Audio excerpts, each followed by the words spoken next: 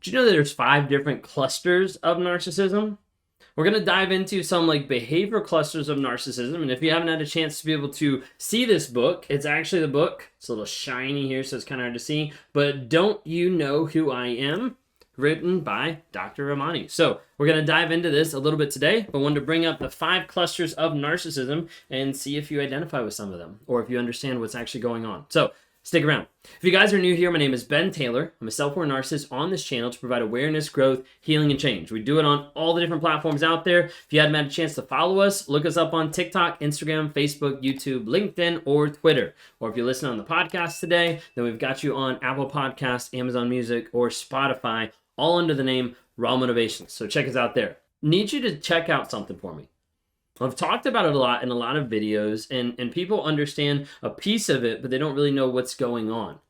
And that's what I'm talking about, the NARC app. Now, it stands for Narcissistic Abuse Recovery Community.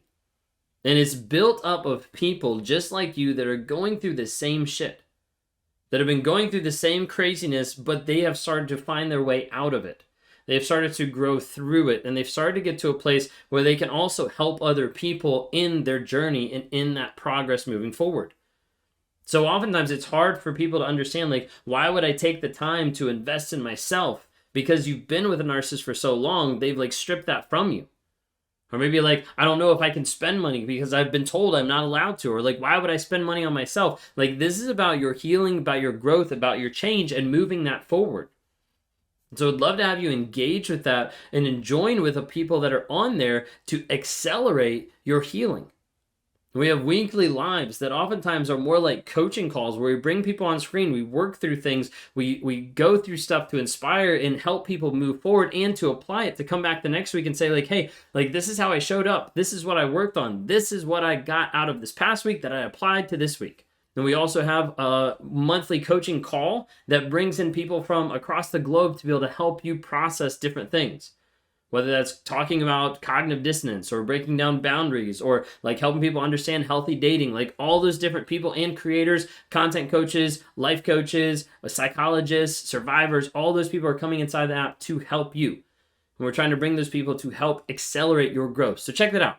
Go to narcapp.com. If you want to talk to me one-on-one sometime, would love to reach out. Go to rawmotivations.com. Let's go ahead and dive in. Okay, we're talking about the 5 clusters of narcissism. Okay, and this is from the book by Dr. Ramani, from the book, Don't You Know Who I Am?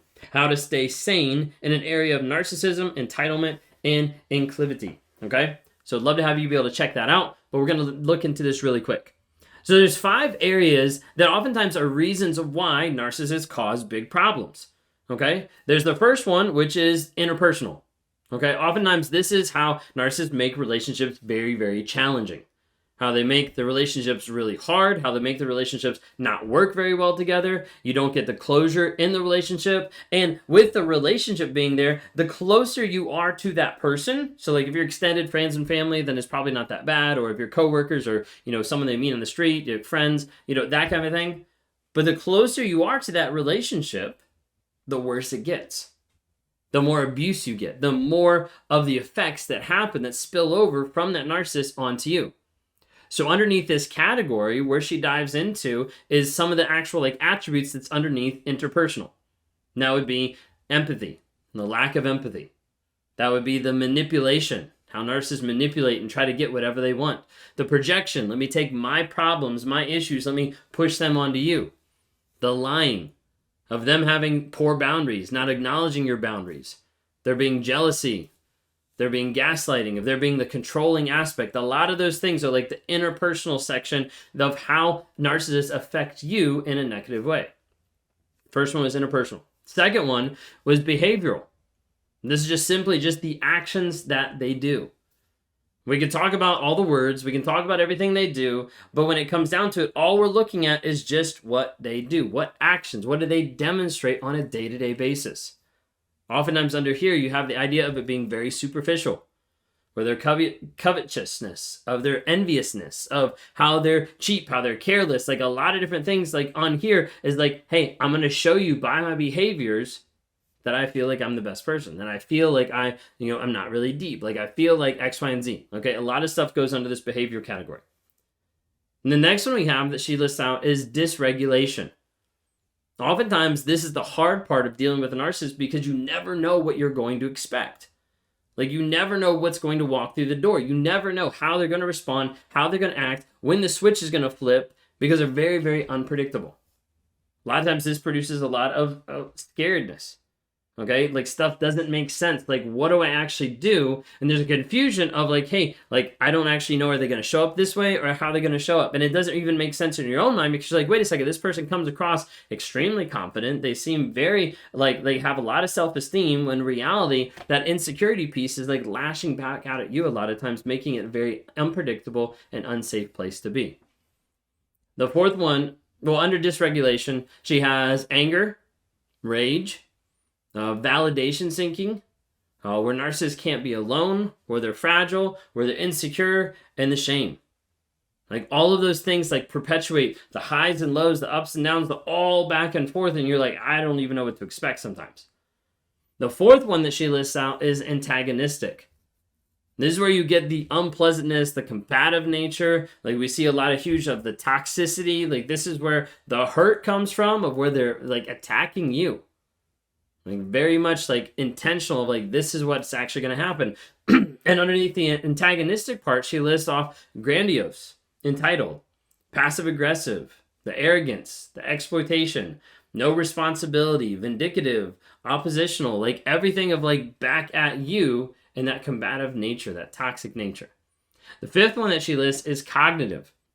How they think, how they perceive the world, how it doesn't even make sense to a lot of people because it's very skewed in that thought process. And as a result, they have a skewed sense of judgment.